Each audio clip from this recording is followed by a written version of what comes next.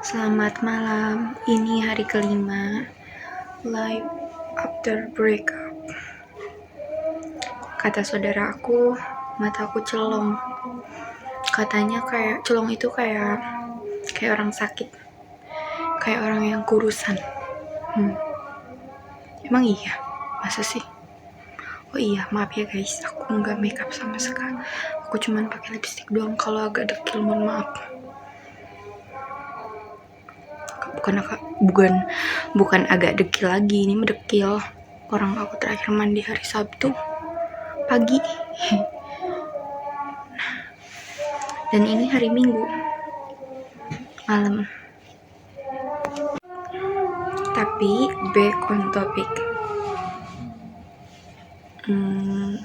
Jujur hari ini rasanya berat banget. Kemarin aku tahu fakta bahwa di malam minggu waktu sebelumnya dia tuh nggak nginep di mantannya, dia main warnet. Cuman emang salahnya ke aku bilangnya mau tidur. Terus dia ngejelasin juga kalau dia awalnya emang mau tidur, tapi karena diajak main jadinya main. Tapi jujur aku jadi ngerasa bersalah karena aku udah salah paham dan suudon. Dan itu juga jadi bikin aku ngerasa, aduh aku nyesel udah ambil keputusan sembarangan. Aku nyesel udah putusin dia semudah itu. Nah, jadi setelah tahu bahwa dia nggak nginep di malam itu, aku jadi sedikit menyesal.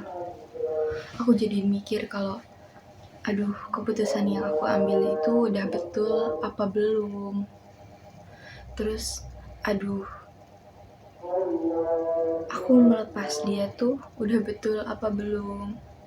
Jujur aku jadi mempertanyakan apa yang aku lakukan.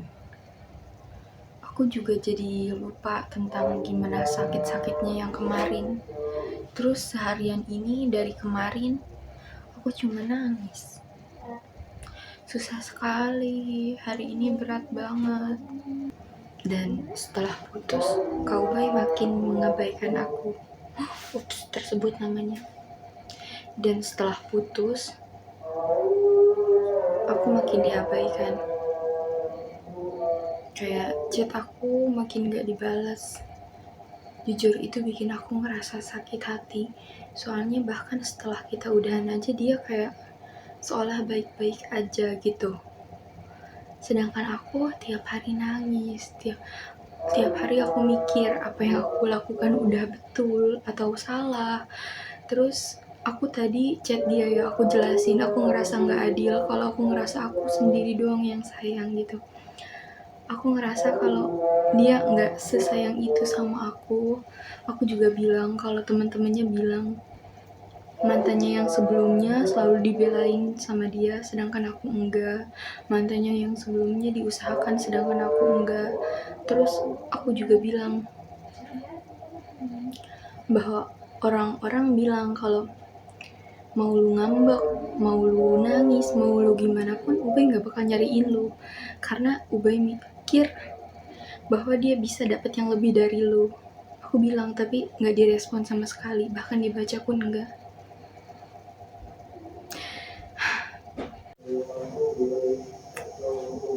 Jujur, aku bingung banget aku harus gimana. Apa aku harus minta maaf atau aku harus diem aja nikmatin rasa sakit aku sampai aku sembuh atau gimana, aku nggak tahu. Tapi ini berat banget. Aku capek, aku dari kemarin nangis. Tapi dia seolah baik-baik aja, aku bingung.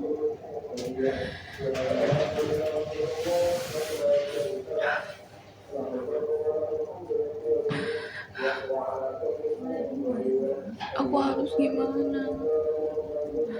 Ini baru hari kelima, tapi rasanya aku nggak ada perkembangan yang betul-betul baik. Aku masih aja sakit, aku masih aja mengeluh. Padahal kalian tahu, kemarin aku berpikir kalau kemarin teman-teman aku nasehatin aku kalau meskipun kamu udah tahu kebenarannya, kamu tetap nggak boleh balik sama dia.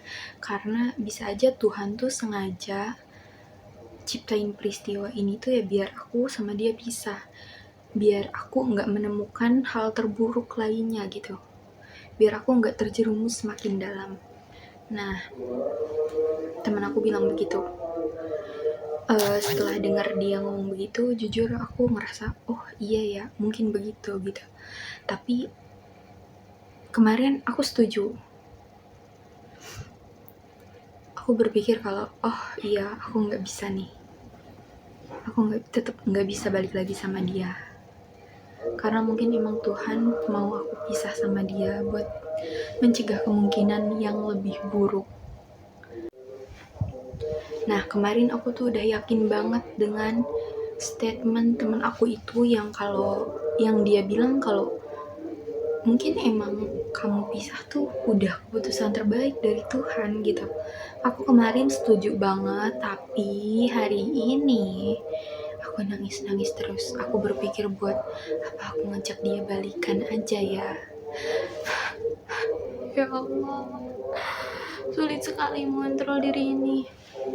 Terus sekarang aku percaya dengan peribahasa bahwa lingkungan kamu itu mempengaruhi diri kamu gitu. Dulu aku dengar istilah orang main sama tukang parfum dia ikut wangi, dan orang yang main dengan tukang bawang atau tukang bensin dia ikut baunya bawang atau bensin tersebut. Dulu aku berpikir, mana ada, itu tergantung orangnya lah gitu. Dulu aku berpikir seperti itu. Tapi sekarang aku yakin kalau lingkungan kita tuh emang ngebentuk diri kita, emang mempengaruhi kita gitu, ngebentuk bagaimana kita berpikir, bagaimana kita berperilaku, bagaimana kita berbicara, dan bagaimana sudut pandang kita, itu tuh benar-benar ngaruh. Nah, itu tuh benar-benar ngaruh gitu. Kayak dengan siapa kita bergaul, dengan siapa kita berteman, dengan apa yang kita dengar setiap hari, apa yang kita lihat setiap hari, itu tuh benar-benar mempengaruhi gimana diri kita, gimana pola pikir kita. Makanya emang bahwa apa yang kita tonton dan apa yang kita dengarkan juga penting. Afirmasi positif itu penting. Dulu kepercayaan diri aku tinggi, aku percaya bahwa aku cukup buat diri aku sendiri. Tapi karena lingkungan aku toksik, mereka bilang, apaan sih lu kepedean, mereka nge-compare aku dengan orang lain, dengan wanita lain, Mil kamu begini, Mil kamu begitu gitu. Aku jadi mempertanyakan kualitas diri aku juga. Aku jadi berpikir, aduh apa benar yang mereka bilang? Apa pemikiran aku selama ini salah? Apa aku memang tidak berharga? Apa aku memang jelek? Apa aku memang tidak pantas? Muncul perkataan itu. Kayak kita yakin pada A, tapi lingkungan kita semuanya B. Nah, mungkin di awal-awal kita nggak terpengaruh, tapi lama-kelamaan seiring berjalannya waktu, pikiran B itu tuh mulai melekat di otak kita. Akhir-akhir ini alergi aku kambuh terus. Tiap malam kepalaku sakit, gatal-gatal, bentol-bentol. Mungkin stres juga ngaruh sih ke sana. Makanya mungkin stres juga ngaruh bikin alergi aku kambuh gitu. Soalnya biasanya alergi aku kambuh kalau asam lambung aku lagi naik, kalau aku kebanyakan makan pedas, kalau aku telat makan, biasanya aku bentol-bentol gitu alergi. Nah, kayaknya udah 3 hari deh, 3-4 hari terakhir ini alergi aku kambuh terus.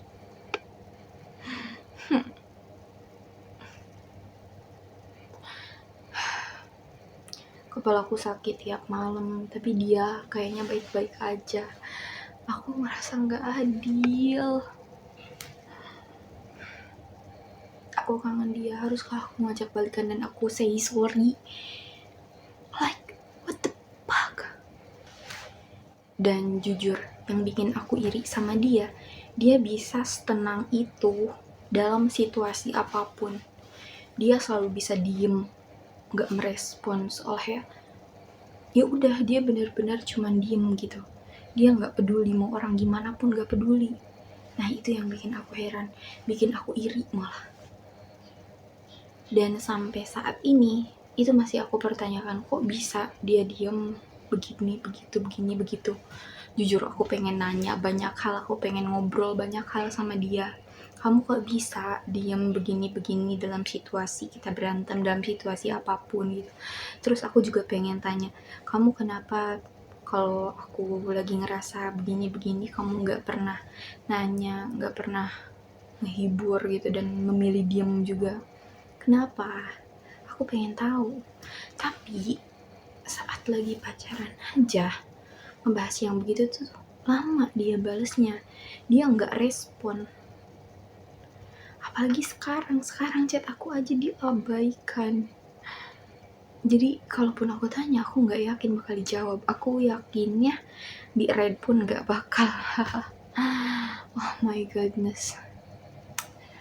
Sebetulnya yang bikin aku makin sulit buat move on itu karena di sini di Jakarta aku nggak punya siapa-siapa buat diajak main, buat diajak ngobrol. Kayak aku cuman punya diri aku sendiri, dan dari kemarin-kemarin kalau mau main atau jalan-jalan aku pasti selalu sama dia, kalau nggak sama saudara aku.